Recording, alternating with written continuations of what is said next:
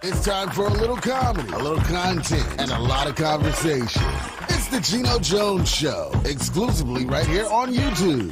Now here's your host, Geno Jones. Hello, Merry Christmas, everybody. I know it's like a day and a half away, but I'm saying Christmas. Merry Christmas, Happy Holidays to you now, because you won't see me on, well, you can watch me on Christmas Day. You can watch me any day or any night. Just go to this channel and go to my library. It's the Geno Jones Show. Ladies and gentlemen, I got a very special guest, excited to talk to in just a few minutes. Now, the Geno Jones Show comes to you live normally Monday through Friday, 6:30 p.m. Eastern, 5:30 p.m. in Chicago, 3:30 p.m. on the West Coast. Now I say normally because tomorrow, this Friday, see, this week I'm so thrown off. I'm thrown off. Actually, tomorrow, because today is Thursday, I am completely thrown off. I am. I don't know. It's like I don't know what day it is. But tomorrow's Friday. Tomorrow's Christmas Eve. So on Christmas Eve and New Year's Eve, there's going to be no live version of the Geno Jones Show. It will be the best of binge watching the Geno Jones Show. A lot of great episodes. You can go back, and if you missed it, we talked about the Can We Talk Challenge. I got something special happening with that. I'll tell you about that next week. Last week I had my man Roy Chip Anthony, R&B, and just swing out Southern Soul artist, Colonel Lyle. So a lot of great episodes from Lettucey, Jimmy Jam, and Terry Lewis throughout the entire year. So please, you and everybody you know and don't know, subscribe to the Geno Jones channel. Please share and like this and share and like this and every episode. How about that? So let me just, for those who maybe, of course, you're busy doing Christmas shopping or just Christmas, getting together, going to the grocery store, last minute Christmas shopping, gift shopping, whatever. There's a kid, Dante Wright, back in April. He was shot by a suburban Minneapolis, Minnesota police officer at the time, Kim Potter. Well, she's an ex-officer, and now she is a convicted felon. She was convicted of 2 counts of manslaughter in the murder of Dante Wright. That verdict came down today. So that's 2 police officers this year in Minnesota, the state of Minnesota, the Minneapolis metro area, found 2 police officers guilty of, one of manslaughter and, of course, Derek Chauvin of murder. Now, let me confess something. When this verdict came over, I have to admit, I started cheering. It was just like an impulse. I'm cheering like the Lakers won the finals. I'm like, yes. And I'm not proud of that.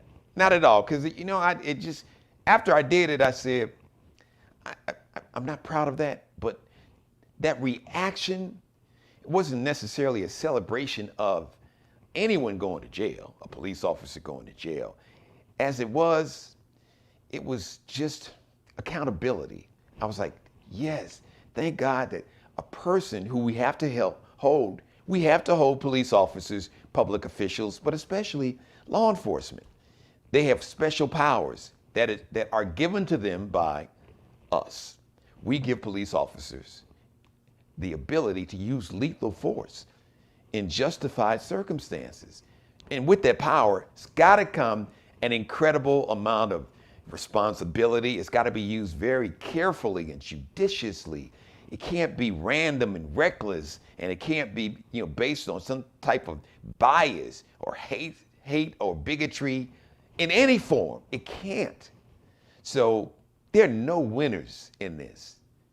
There's no justice. There's accountability, but there's no justice, because justice means that Dante Wright's mom and dad and Dante Wright's young son would be able to share Christmas together this year, and that can't happen.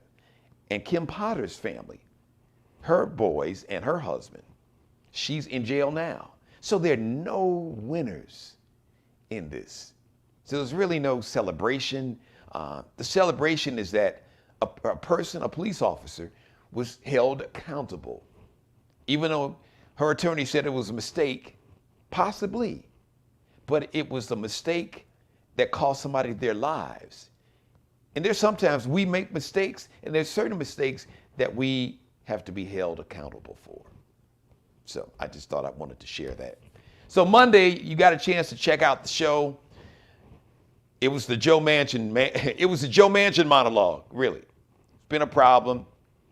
I'm not gonna bore you with it, because bottom line, he basically is like public enemy number one to President Joe Biden's agenda, especially in terms of trying to get this latest piece of legislation passed. That the one thing that really jumps out for me, since July, there have been millions of children and families that have been taken out of poverty. $300 a month child tax care, these child tax credits.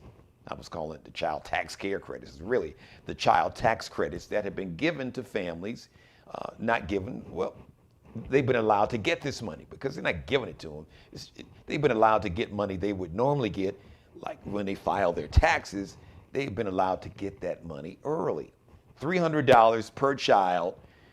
Now, if you have children over, I think 7, they get $250 per child every month from July, from August.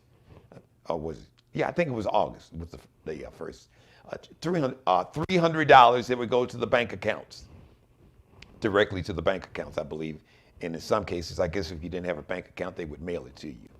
That is taken roughly 50% of black children who were living in poverty, is taking them out of poverty. Over 40% of all children who were living in poverty have been taken out of poverty. Now, since Joe Manchin, just for whatever reason, does not want to sign off on the president's bill that would allow those child tax credits to continue, that's a major problem. And I don't want to bore you with the Build Back Better, but that's just one main thing, not to mention the Freedom to Vote Act, which he, quote unquote, helped write or co-sponsor, and the John Lewis Voting Rights Act. So there's been so much talk about, man, Joe Manchin's a problem, and is he going to be a Republican? And Mitch McConnell's like, hey, if they don't love you, come on over here, come on down. So I was taught to, no matter what the problem is, focus on the solution. So today, and I've talked about this before, but today I have the antidote. I'm going to call it the Joe Manchin antidote. And I've talked about this. Instead of focusing on Joe Manchin, all right, we are 12 days away from 2022, the midterm elections, which means that there are going to be a lot of United States Senate seats up for grabs. We could really, really change the balance of power in the United States Senate. As a matter of fact, in the state of Florida, Representative Val Demings, U.S. Representative Val Demings, who damn near became the vice president, she is running to be the next U.S. Senator in Florida to get rid of Marco Rubio with his, in Pennsylvania, really talented, a young brother named Malcolm Kenyatta out of Philly. He's running to be the next senator, U.S. Senator out of the state of Pennsylvania. This is a brother up in Wisconsin. I believe he is currently the lieutenant general? Yeah. No, lieutenant governor. I ain't been in the military. The lieutenant governor, man, Della Barnes, really talented brother. He's running to be the next U.S. Senator in the state of Wisconsin. Down in Kentucky, a very impressive brother named Charles Booker is running to get Rand Paul's butt up out of there in the state of Kentucky. And right here in the state of South Carolina, this very brilliant, beautiful, and just dynamic black woman who is just doing great things. She's been a guest on my show multiple times. She is the South Carolina State Representative for District 117, and she is running to be the next U.S. Senator here in the state of South Carolina. Now, I told her this the last time she was on. I believe in, my grandmother taught me to speak it into existence, all right? So words are powerful. So when I say something, I am speaking it into existence. So without any further delay, I want to introduce to you the next U.S. Senator from the great Palmetto State of South Carolina. There she is on camera. South Carolina State Representative Krystle Matthews. Hello, soon to be U.S. Senator Matthews. How are you, Geno? I'm great. Let me just say this. I wanted to, off the top, Merry Christmas and Happy Holidays to you and your beautiful family. I know, along with being just a brilliant and a legislator and a politician and entrepreneur, you are a mom first. And being a parent myself, you hear me talk about my girls all the time. So just Merry Christmas, Happy Holiday to you and your beautiful family. Same to you and yours. So there's been a lot. I guess let's pick it up. If you want to, we can kind of just pick up from what I was just talking about. There's been so much talk about what's happening, and President Biden can't get his Build Back Better agenda passed. And part of that agenda are these $300 a month payments, child tax credits, that money that these families have been receiving that's taken millions of children and their families out of poverty. And I just don't get it, because help me out here, correct me if I'm wrong, in 2017, it was $2 trillion tax cuts for like the top 1%, the billionaires and these corporations. And I didn't hear anybody talk about how that was going to affect inflation, how we couldn't afford it, how it was just reckless spending. And not too long ago, there was one more thing. Let me just jump in, and you can help me out with this one. I remember not too long ago that I think there was some military spending that was approved by the Senate and the House. And I believe that was nearly $800 billion a year for 10 years. So there were people who signed off on this government spending, $8 trillion over 10 years for military spending, but somehow spending some money. So families who are living in poverty can not live in poverty. That somehow is going to affect inflation, but this $8 trillion over 10 years is not going to affect inflation. Now, maybe you can help me with that, because the priorities just seem, I don't know. Are we putting people first or not? I like to call that socialism for businesses. I like that. Exactly what it is. It's socialism for businesses. Honestly, so let me give you two things. So the reason why people say inflation is because typically, historically, what they say, and I'm not saying this is true, is that when you pump more money into a starving economy that is not expected to be there, it messes with the market, right? Which controls inflation, because typically if demand is down, prices go down, things like that. So that's just the background. However, I want to add that we have not kept up with so many things over the years. Minimum wage being a great indicator of where we have fallen by the wayside and really lacked any thunder. And so we don't really have to talk facts, because that's not how politics on the other side of the aisle is done. They don't deal in facts. They are charismatic, and that is how they deal. There are, I think, about 24 states that have raised their minimum wage above the $7.25, and some of them are at 15, some of them are well on their way to 15, and they've not seen any of these problems. As a matter of fact, I did some research. I think 0.6 was all that was really affected. 0.6% was in retirement is based on it's income based already. So there's very little movement there, right? And the amount of money you pay for insurance is not based on your income level. If you make $100,000 at your company, you pay the same for insurance as the person making $20,000 at your company. Is that right? No, it's not. It really doesn't make any sense. But that's what they farmed out. And so when we talk about healthcare, and we talk about all these needs that we have, people say, oh, well, I want to be able to keep my choice. You don't really get a choice. It's an illusion, right? The choices you do get are the ones that your employer and the healthcare companies have worked out. And now you get to choose from a small segmented list that they give you. And you better believe that that list is working for them. Um, so I think that it's all about perspective and perception. And when we talk about Joe Manchin, like they say, the great author, I can't remember her name off the top of my head, is leaving me. When people show you who they are, Maya Angelou. believe them. Yes, Maya My Angelou. angel, That's right. thank you. When people show you who they are, believe them. He was part of No Labels. No Labels is a Republican light group that houses people who pose as Democrats, but mostly vote Republican. He's been this way. This is not new. It is, but Democrats have got to stop laying down and accepting anybody. The need for a standard is necessary, and now, if never, we're seeing it, especially in Congress, where we can't get things done because of our own people, not because of their people, but because of our own people. He has been Republican-esque his entire career. So why would he show you something different now? He's not. He's not going to. And what punishment is going to be levied because he doesn't?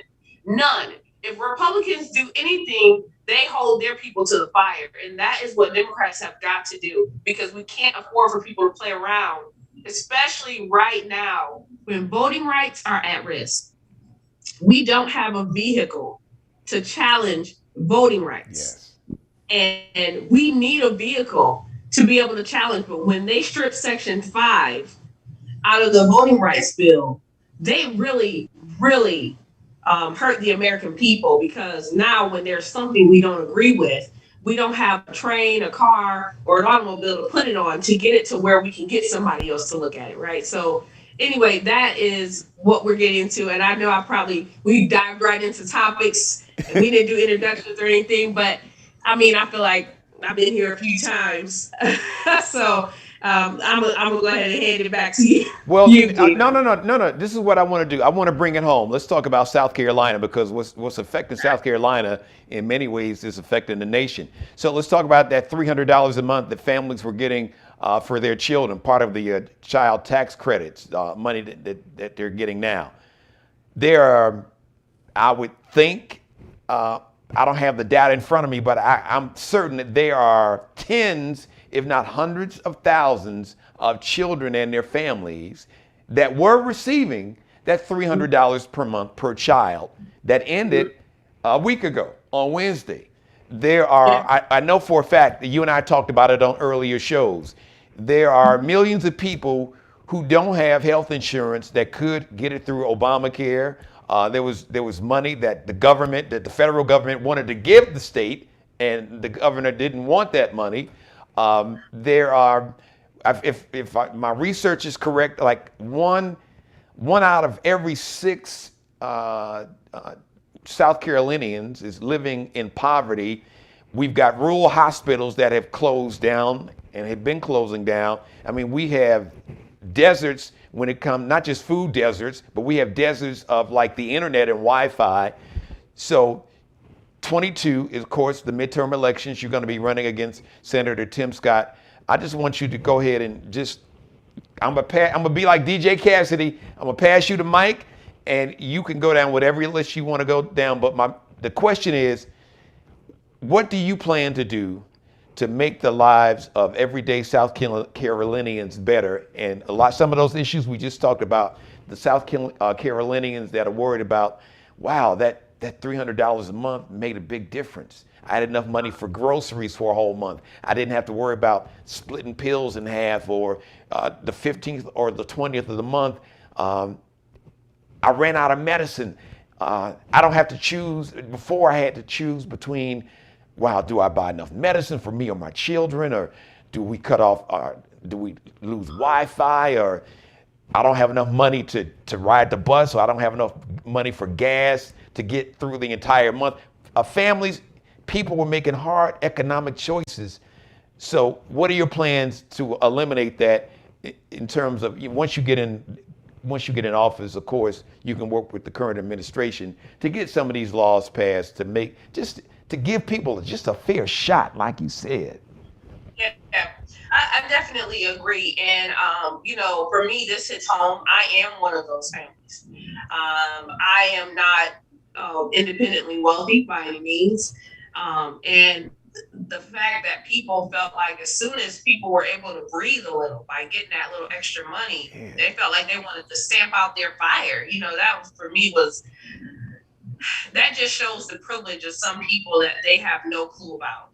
There are people in the state house who I sit by and talk to every time we have session that, they donate their whole state house salary when they get it to charity. Here I am. When I first got my salary, I paid daycare. So things like that. But, also with daycare programs, a lot of them are not included in some of this funding that comes for schools and things like that. I would love to see that change.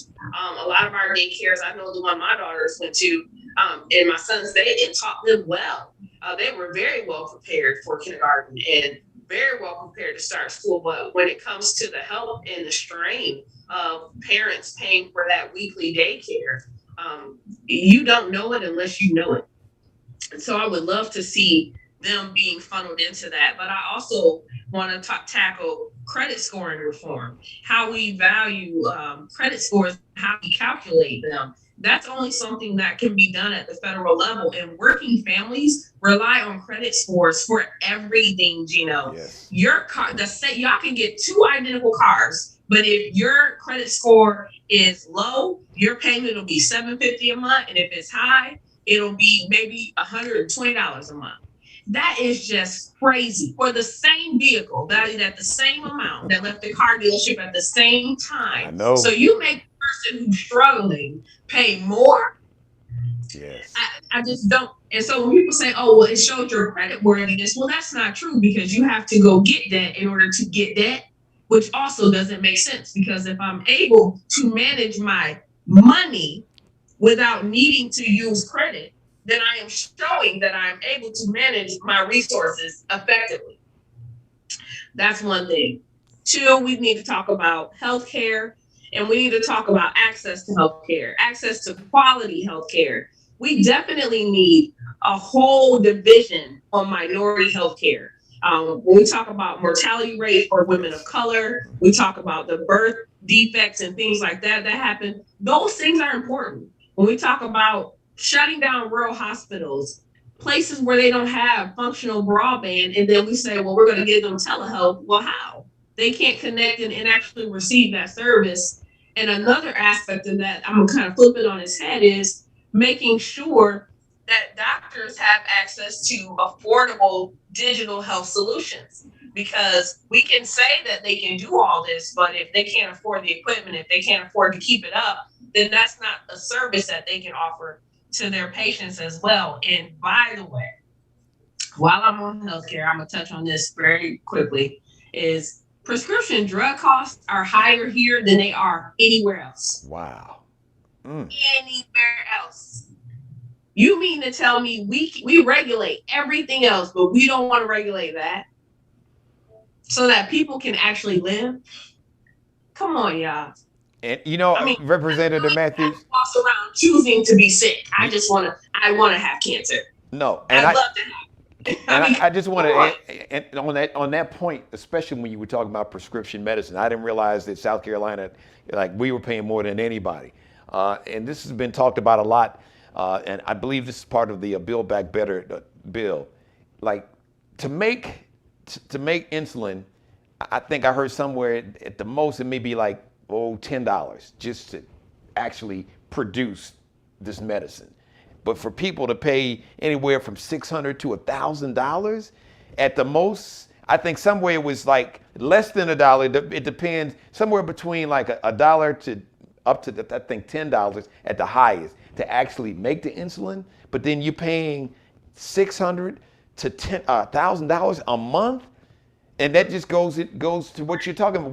Why are we paying for life? This is life-saving. People, there are people who, if they go without this insulin, here's an example, and you can go back, but it just hit me, and this resonates with what you were talking about. If you are a family, you are a single mom or a single dad, and you got 4 kids, and maybe you're diabetic or you have a child that has juvenile diabetes, and you're struggling making $25,000, $30,000 working 2 jobs, and you got 4 kids, that could be $1,000, $1,200 a month. That changed your life, and you lose that. And you could be in a situation where, all right, I really don't have enough money to buy enough insulin for the month. It's like, do I buy enough medicine to keep me alive? But then if I do that, I don't have enough money to feed my kids. I don't have enough money for gas to last me through the month. Then I got to borrow money, these payday advances, check advances, and you get further and further in the hole. And what neighborhood are those places in, Geno? What places are the payday advance places in? And The people, cash yes, places. Where are they?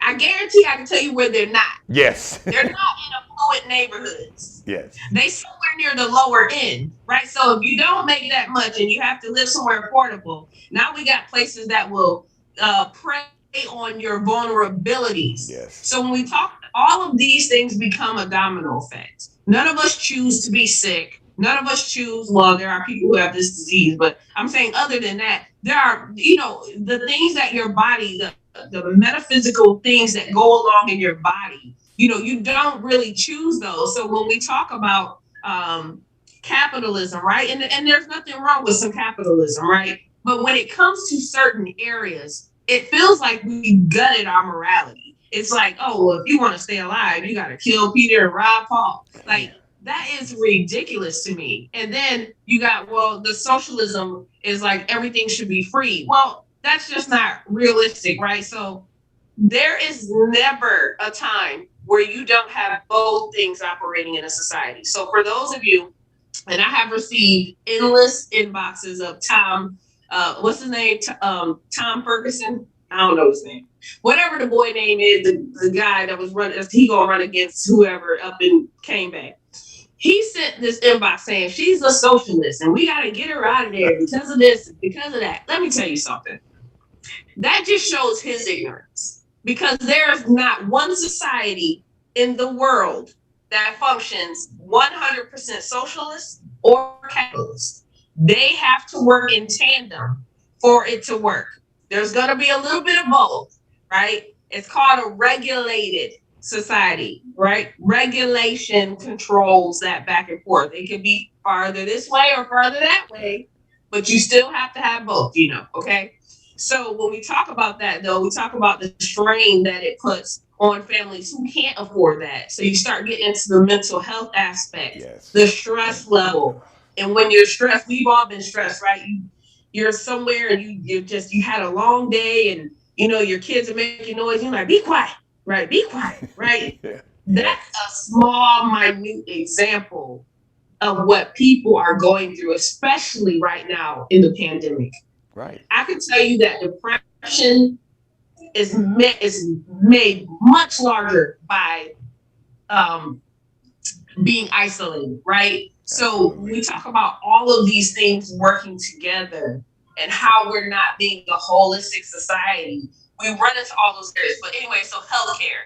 When we talk about education, we need to really, really, y'all, get back to the fundamentals of education. Here in the Low Country, I can't name, but there are so many in nonprofits, for-profits, private. They come here to save our children. And by our children, I mean Black children. Because I don't see any of these people going to save white kids. It's always the Charleston County schools downtown that need saving.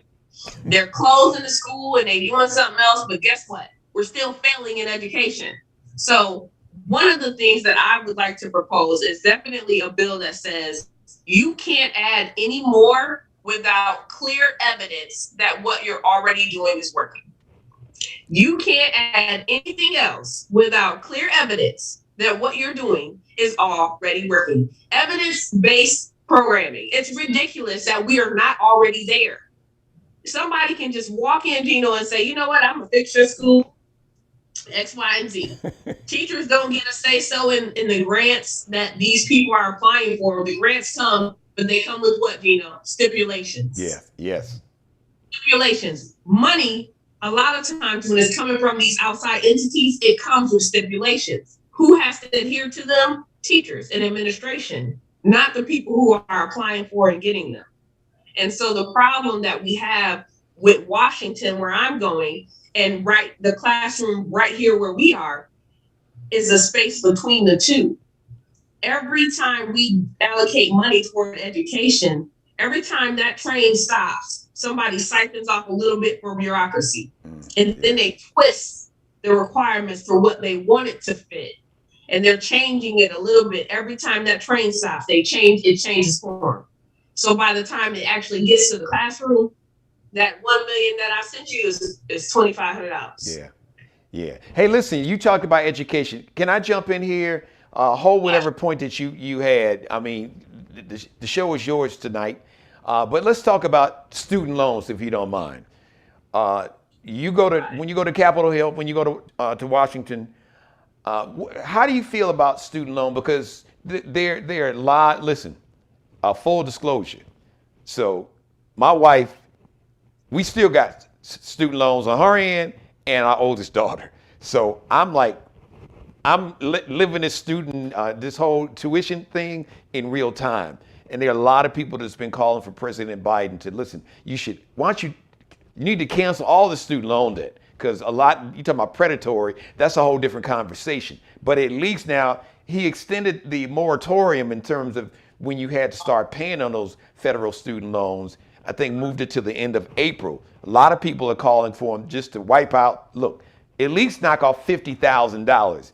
And there's a question that I haven't heard anyone answer or even ask, and maybe you can give me some guidance on this.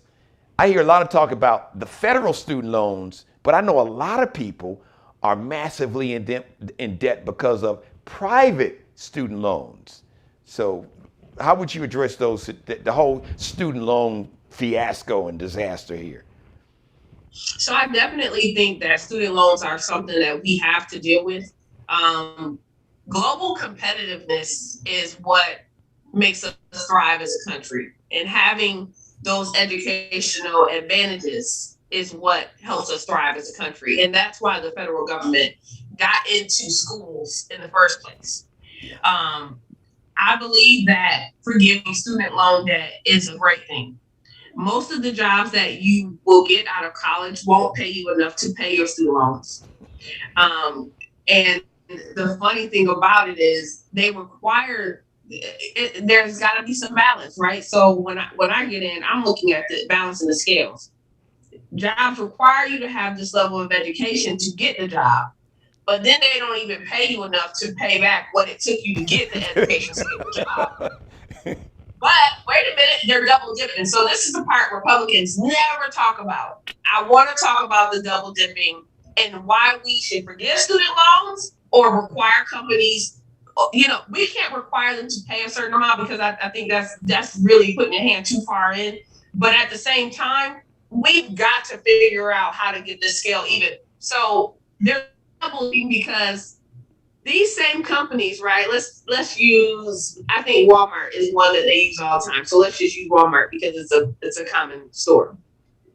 Walmart will not pay you enough to live and force you to be on public assistance, and then they accept food stamps. So they're underpaying you, but they're still getting paid because the government is subsidizing you, and you're able to use that subsidy in their store. Does that make sense? No. So a lot of companies do this. They're like, oh, well, you can get help from the government. You can get assistance. And so I hate when I hear people say, well, they just want to live off of welfare. Well, these companies are getting a kickback, but we ain't going to talk about that, huh? Like, we're not going to talk about how many of them get a kickback for employees that make under a certain amount of money. We're just going to leave that part out. So when we talk about student loans, we either need to forgive it, and I don't really know how we get there overnight, but maybe there's a scale, maybe there's a sliding scale, maybe there's a timeline, but we have to look at doing something, because student loan debt is burying far too many people, and it's almost not even equal to what you're getting from it when you get there in the end anyway. And Representative Matthews, I'm not an economist, but I was good at simple math. I didn't take calculus, but I'm thinking, let's just pick the number, because the number that's been out in the public is $50,000. A lot of the Progressive Caucus and other people say, listen, at least just knock off $50,000 of student loan debt. And I'm thinking, if you did, if people like me and families, if you say, you know what, we're going to cancel $50,000 of that debt off the rip, where do you think that $50,000 is going to go? I think it's going to go right back into the economy. Some folks, if they can, maybe try to do a little investing in the stock market. It would definitely go back. People would spend it. They would spend it on their kids. Maybe they could send their kids to a school and pay tuition, or just buying them braces, or just a new computer. Just and whatever the family needs, a new refrigerator or a new car. Maybe you got a kid that's going to high school. You could be able to get them a little affordable car. So to me, that money is going right back in the economy, and these companies, they'll just write the losses off. There's never been a time, Representative Matthews, where low and middle class income people, when it comes to income, poor working class people, the more money they have, it's never a zero-sum game. The wealthy and the top 1%, they're always gonna make money, always. So I just. Gonna let them fail. No, go. The government is never gonna let them fail. It has happened more times than we can count. Remember the big bailout? Yes. That was a word. Bailouts. Yes. The government is not gonna let them fail. So I totally agree. You're an economist tonight, so I would have to agree with you on that fact that it poses the question of, again, you're charging people who can barely afford to pay for equal access to education the same as you're charging people who can easily afford it, right? But what if nobody went to school? What if nobody went to college? They would be trying to hurry up and give you money because they would want us to be on the edge of global competitiveness. Yeah. But anyway, moving on. We're going to move on from, so we covered education, we covered healthcare. Now let's move on to infrastructure, which South Carolina very much needs. We have a D rating with the Society of Engineers. Wow. We have hundreds of structures that have a D rating. We look at situations like what happened in Florida with the condo collapse and how tragic that was. And here it is, we're sitting on top of our own tragedy right here in South Carolina. We have too many things that have been neglected for far too long. And so when I talk about us having dessert before we have dinner, I've seen it multiple times at the State House where we're spending money on things and we're not handling our priorities first. So we're doing the things that make us feel good, the things that we want to do, where I want to have a cupcake when your kids want to eat, their snacks first, right? I want a cupcake. Well, can I just have cake for dinner or cake for breakfast? And you're like, yeah, eat it. And then they're sitting up with a tummy ache and they can't sleep at night. You trying to figure out how to rub their belly, put something warm on it and comfort them, right? Same thing. It's the same exact thing going on here. We don't have clean water. So environmental justice, we talk about infrastructure, it just goes and goes and goes. We are not taking care of our roads and bridges. And I'm not talking about just the main ones. We're talking secondary. Every time there's a piece of grass, they put a building there. What does that do? The traffic pattern just picks up. Yes. More wear and tear. And we're not keeping up with it. We're not making sure everything is taken care of. We're not making sure the money is there. We're not contracting out the work. We're just letting it go by the wayside. We're saying, it's great to grow the economy. Well, it's not great if your infrastructure is crumbling under your feet. That just doesn't make sense. No, not at all. Not at all. So, I would love to see it. Let me. So here, I got a quick question for you. Here's a hypothetical, but it's something we could maybe make it happen. I say, listen, you and I could do a tour, and we would jump in the car, and we can go into all the barbershops and the hair salons, in our community, and then we could go to some of the barbershops and hair salons at VFW Post in some of the rural neighborhoods, and if those people, in all of those barbershops and hair salons and VFW Post and places like that said, Representative Matthews, if I vote for you to be my next United States Senator, How can you go to Washington, D.C. and make sure that you change my life and the life of my children and grandchildren for the better? What would you tell them?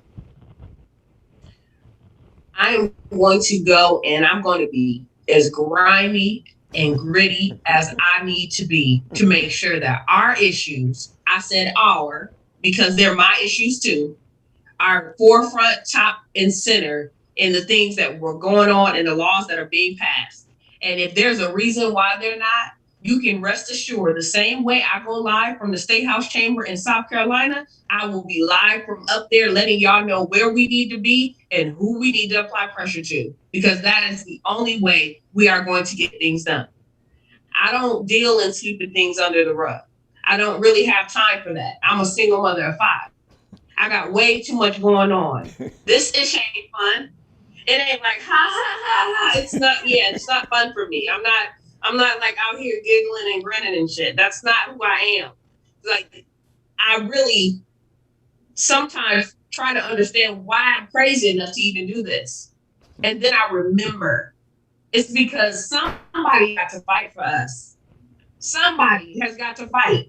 For too long, we have been laying down and electing the person that we think is most political or looks diplomatic, or they got the right look, they got the right sound, they got the right feel. How's that working for us, Geno? Speak it. How is that working for us? I am sick of y'all. I am sick of the polished politicians. I done about had it with them myself. I'm over it. If you ain't about nothing, go sit down. I keep telling people I will take a dressed up thug any day of the week over some of these folks that we got. Because you know why? 2 things, Geno. You can't hustle them and you can't swindle them. No. And that's what we need. We got too many folks being out hustled and swindled. Shake a couple of dollars and they distracted. Absolutely. You know, it's funny. Let me just share this with you. Full disclosure. So, you know, I told people, as a matter of fact, we promoted it on all my social media platforms. You were going to be my guest.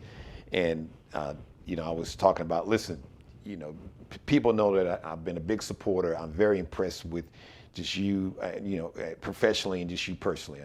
I just know that your heart and your spirit is, you don't have a selfish spirit and heart.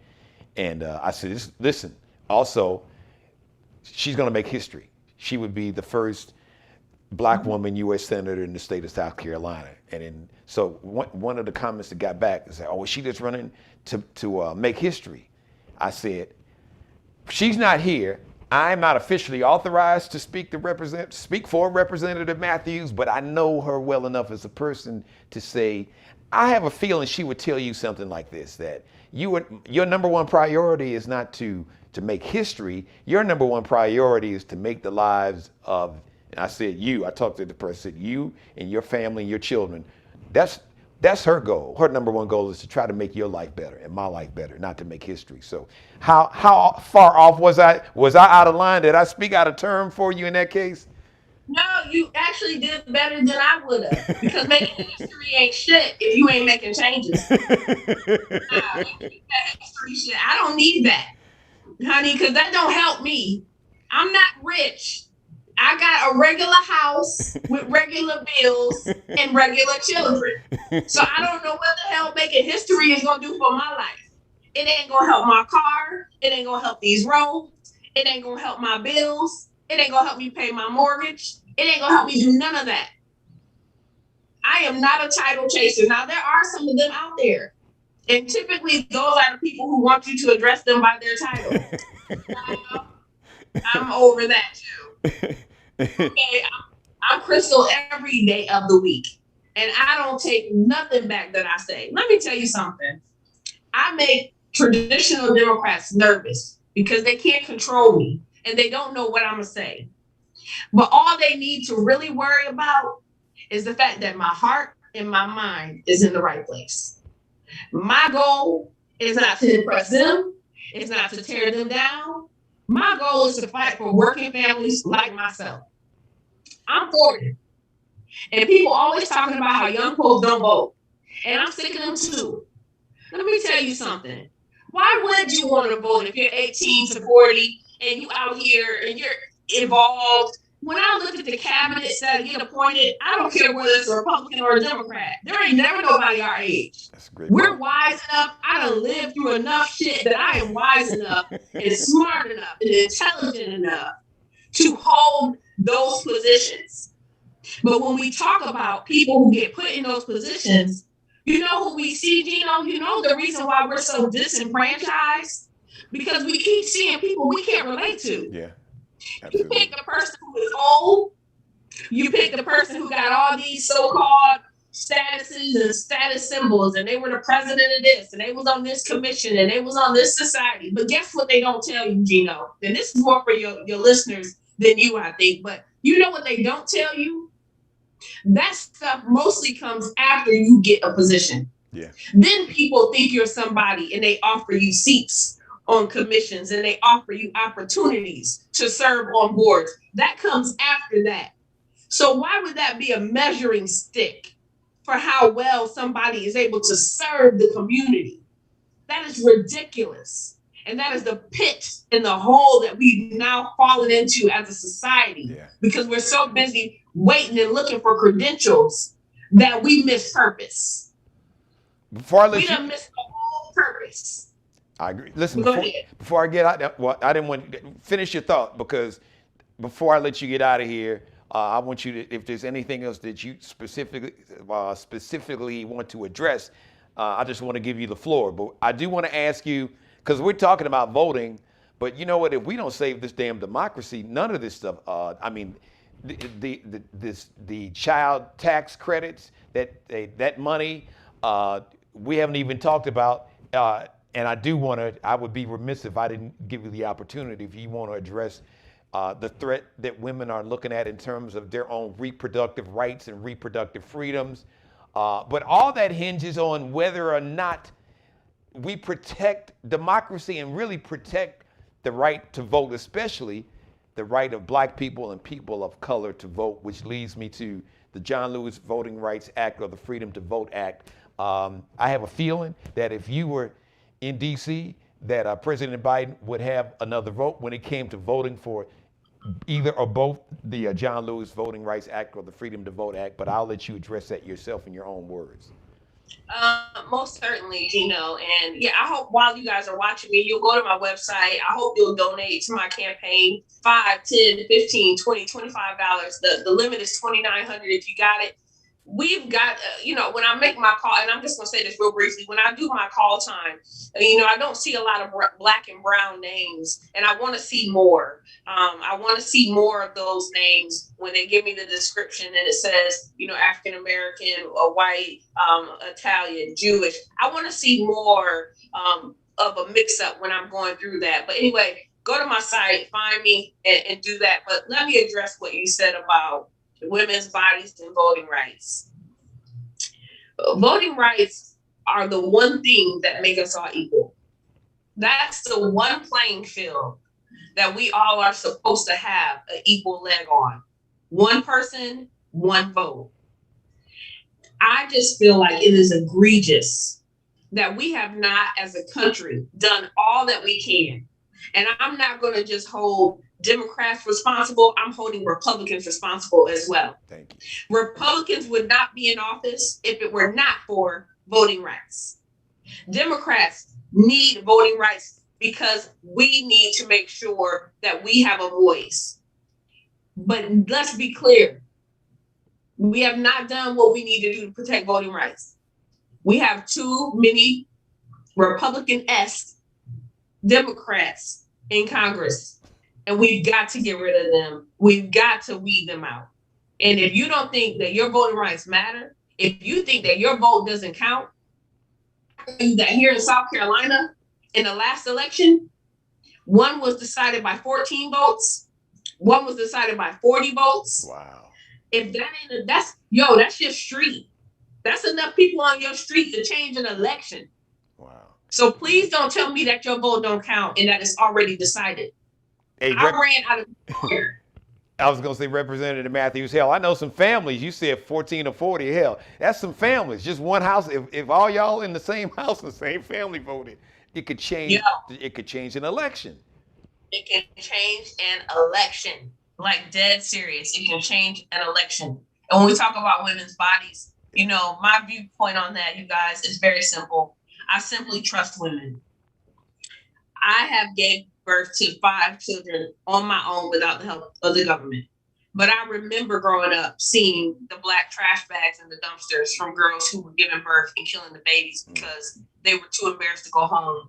They didn't want to tell their parents. They were biracial babies that they didn't think would be accepted. Let's be clear on one thing, Geno. Limiting abortion safely will not stop abortion. It will just limit who has access to safe abortions. That's all it's going to do. Facts. Once people have made up their minds about what they're going to do, they're going to do it. Rich folks, they just got money to fly overseas in other countries and travel and get it done. They might be able to pay a doctor to be a table. Right. They might be able to do all of those things. Because that's what happened before. Exactly. Before Roe. That's been going on since the beginning of time. And we talk about trying to control certain populations by using abortion. That's a personal choice that somebody has to make. This is not a herd mentality. All black women are going to get abortions, all white women. There are actually more white women who get abortions than black women. And if you don't know the stats on that, you should probably look it up. Because I know I've heard that before, that it is used for population control and things like that. But simply the stats don't support that finding. And that's all I'm saying. I love math. I like to read, but I can't deal with people's opinions that just are so far-fetched and so out of left field for so many of us. And then when I talk about abortion, the one thing that I say that I know has shocked some of my colleagues in the State House is, where's the baby daddy? He has no accountability in the bill at all. He's not accountable. Any bill that we see based on abortion or regulating a woman's body, it never includes the baby daddy. And I say the baby daddy because I don't know if they're married or not. Right. They could not be. But the sperm donor is never in the bill. So we're holding the doctors accountable, the women accountable, but the sperm donor, he's scot-free. If that's not a gender biased society, I don't know what else is. That just shows you that they think they can control women. And honestly, I feel like if we do this, we're going to start rolling women's rights backwards. And that's not something I want to see. We're still fighting for equal pay. We're still fighting for equal rights and equal footing. We're still fighting for all of these things as we stand right now. So to start rolling something backwards is a bit much more than I think we should take. I think women of all colors and all kinds from all parties should stand together on this issue, because nobody understands the emotional turmoil of what it takes to give birth except for us. Whether you agree with abortion or not, that's a separate issue from whether people should have access to safe abortion. That is not one and the same. They are not tandem. You cannot say, well, I'm against abortions. I'm against abortions. But I'm not against women having access to safe abortions. And that's not a decision that I'm going to make between somebody else's legs. That is between them and their God. I done contributed to society. I done did my part. I got 5. And let me just say this for the record. I'm a man, and men, I've said this on the show, men would never tolerate a woman, the government, or anybody. Men would even really be too cool with God telling them what to do with their body. Men just wouldn't, listen, Representative Matthews, there would never be a debate if men had to bring the life into this world. But we wouldn't, men, we can't stand to be constipated. So childbirth and C-sections we can't. I mean, I say this though, if we're gonna start doing that, then let's drop a bill to force men that have babies they don't support to get vasectomies. I ain't mad at you. I'm right there. Mad at you. We can easily keep track of that based on child support findings and filings, right? I mean, how many you got? You ain't paying for it. Well, once you get the 3. Snip. Come on down, partner. Wow. Well, listen, 2022 is, like I said, 12 days away. It's going to be a busy year for you and your campaign.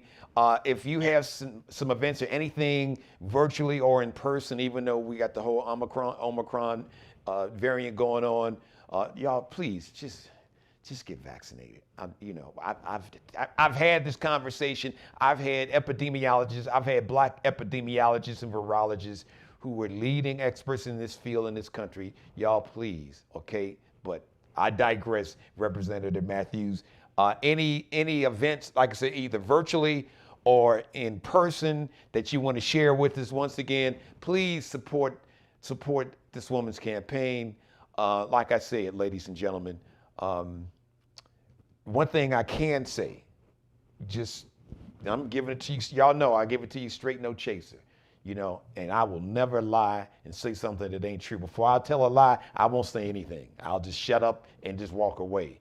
One thing I do know about this person is that she, like I said, she has the right sense of humanity and a sense of, I'm in this position to try to make your life better. If I am blessed to have be in a position to where I can do something, I can use this position to improve your life, that's your motivation. You don't need me to speak for you, but I just, I just want to put it out there.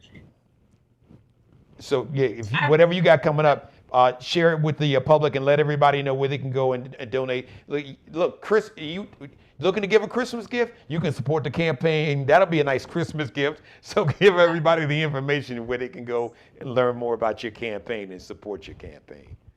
No, I don't have any events before the end of this year. So Happy New Year to you all. Please be safe out there during the holidays. Don't drink and drive. That's why we got Uber and Lyft and all these other things. You can find me at www.matthewsforsenate.com. I'm also on Act Blue. If you don't know what Act Blue is, just type Act Blue into Google and put my name and it will come up and you can donate to my campaign that way as well. We do need donations, of course, to buy things. People ask me all the time, do you have signs? Do you have bumper stickers? Do you have, that stuff is not free. It doesn't fall out of the sky. It doesn't rain.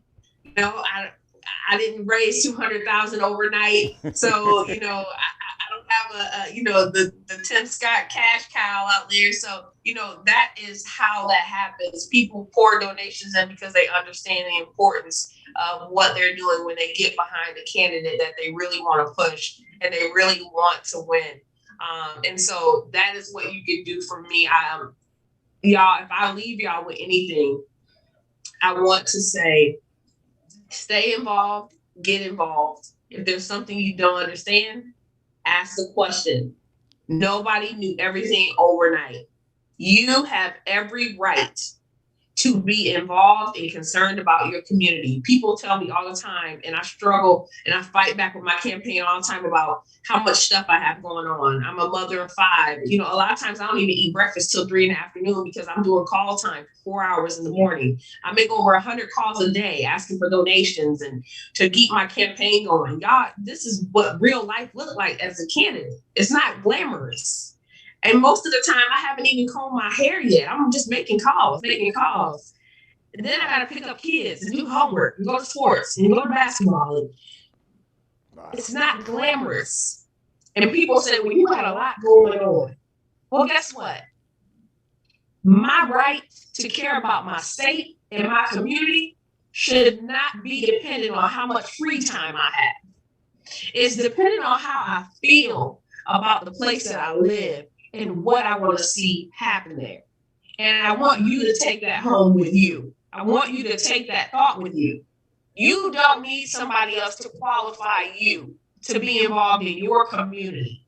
You have every right to speak up and speak out about the things that you see that need to be improved. That's what I want to leave you with today. That website, once again, give us that information again. It's MatthewsForSenate.com. Matthews with 2 T's. Representative Krystle Matthews, my dear friend, yes. Merry Christmas, Happy Holidays, Happy New Year to you and your family. May God continue to bless and have favor on you, your family, and your campaign. I appreciate you joining me today. So go and enjoy your beautiful family. In the meantime, y'all make her Christmas a lot more merry by going to that website and donate, make a nice little Christmas cash donation gift for the campaign. Thanks a lot, Representative Matthews. Merry Christmas once again. All right, ladies and gentlemen, I don't need to say anything else. She's a brilliant woman, dynamic, and her heart is in the right place. She's got passion, and I love it. And she's gonna give it to you straight. As I say, straight, no chaser. Tell the truth, shame the devil. And she's really committed to helping the people. That's just one of the first things that I was impressed with when I first met her. And the more you get to know, the more you know that it's not an act. What you saw is what you get. That is Krystle Matthews. That is 24/7. And like she said, she's a single mom of 5 kids, beautiful family. So she gets it. She wants, there are millions of people, families in her situation, single moms, single dads, even families with 2 parents that's struggling. Heck, man, it's real out here in these streets. It's real for me. I'm telling you. So she can relate. I can relate. We're not billionaires. We know how real people live because we are, quote unquote, real people in a sense. We got real people problems. We don't have like billionaire, millionaire people problems. We got real people problems. So I don't need to say anything else. If you were impressed with Representative Matthews, if you believe that she would fight for you and your family, and I'm telling you, I can tell you, because she's not on with me right now, she'll do that. That's who she is. That's who she's been. That's who she is now in the State House here in South Carolina, and that is definitely who she would be in Washington, D.C. And definitely, if we had more senators like Krystle Matthews and Val Demings and Charles Booker and Malcolm Kenyatta, and who else did I leave out there? Oh, of course, my girl Val Demings, Sister Val Demings. If we had more states, if we had more U.S. senators like that, then you know what? We wouldn't have to worry about those child tax credits. That money, those child tax credits would be continued. So next month you would get that $300 a month per child in January and February. But that's not going to happen now. And it's not going to start back up until we get more people like Krystle Matthews in the United States Senate and fighting so people can have family leave. So, you just had a baby. You don't feel like 2 or 3 weeks I got to worry about going back to work 4 weeks. Or if you have a elderly family member that's ill and you need to take time off to take care of your family, your elderly parent, or try to get things in order for them, or try to get some help, try to get some social helps, or be it doctors or social workers or people to come in to help take care of an aging parent. All that was part of that Build Back Better bill.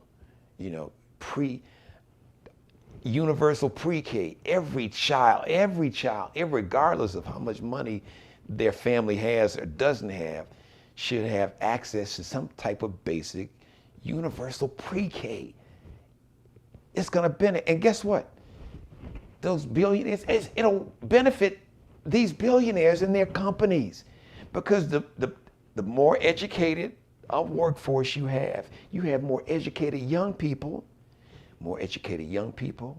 They'll be more qualified to go ahead and go work for companies and be productive employees or entrepreneurs that can create small businesses and become job creators and hire people in their communities.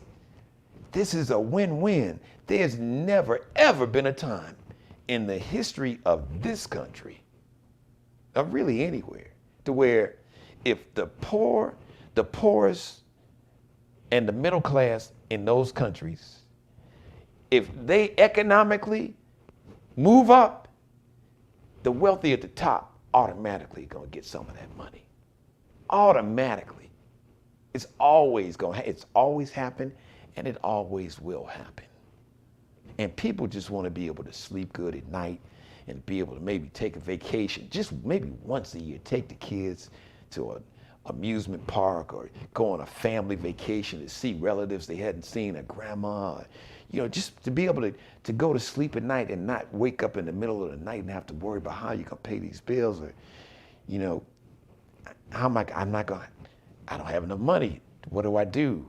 Because I'm not gonna have enough money to purchase medicine that's gonna last me for the entire month, or enough money to last so I can afford to have medicine for my child, or we're gonna run out of groceries by the 20th of the month, or the 15th, or the 25th, or I'm not gonna have enough money to put gas in the car. What's gonna happen, right around the 15th or 20th, 25th? Those are some of the stressful times of the month for a lot of families, because they've run out of groceries, they've run out of medicine, they've run out of money for transportation.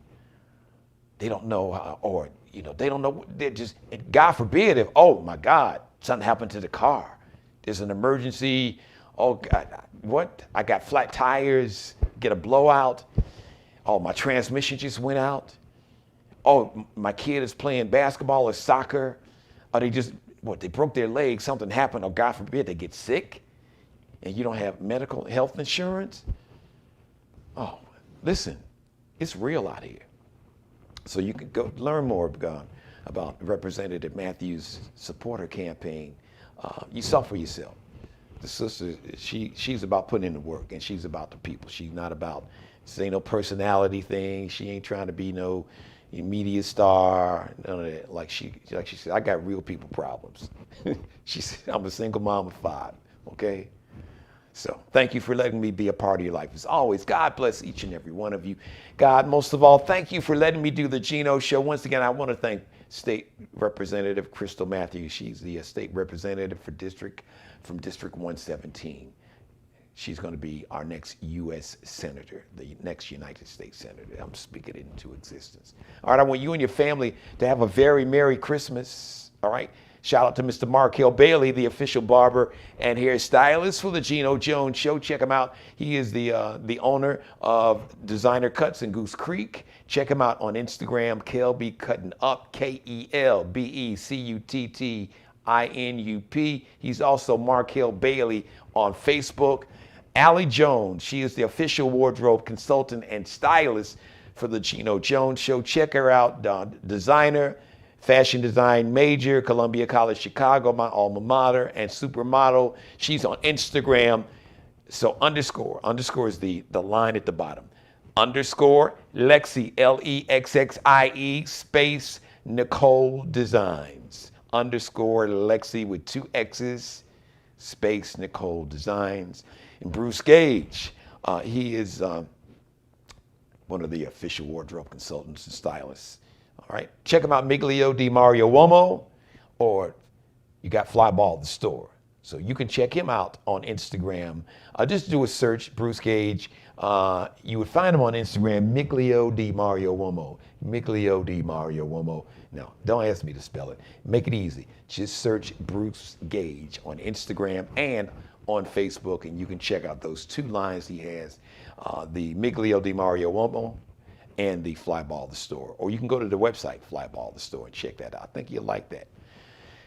Merry Christmas, everybody. There will be no live. The next live edition of the Geno Jones Show is going to be on Monday, because Christmas Eve, I will be enjoying my family. And of course, Christmas Day is Saturday, so we do the show live Monday through Friday. So, and next Friday, New Year's Eve, there'll be no live edition of the Geno Jones Show. So we will definitely have a live show Monday and Tuesday for certain. We may have a live show 4 days next week, more likely 3, could be as few as 2. It's my show, my network, my channel. I can do that. But we will definitely have the next live edition. It's going to be on Monday. All right. Once again, Merry Christmas, Happy Holidays to you and your family, everybody. I love each and every one of you, Mother. You know I love you more than life itself. One final thing before I get out of here. Once again, thanks to South Carolina State Representative Krystle Matthews from District 117. She is running to be the brand new senator. And we are naming and claiming, speaking it into existence. our next senator from the great Palmetto State, U.S. Senator of South Carolina. So until then, until Monday, one more thing, be blessed. Thanks for watching. Subscribe and tune in to the next episode of The Geno Jones Show, exclusively right here on YouTube.